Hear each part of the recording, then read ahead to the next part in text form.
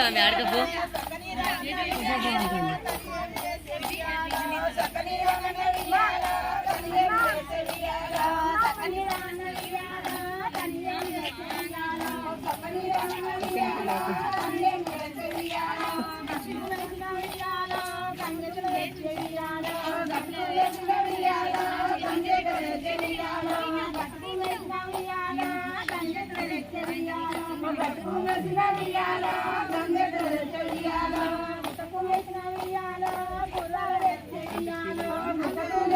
ఎంతసేపు పట్టుకోలేదు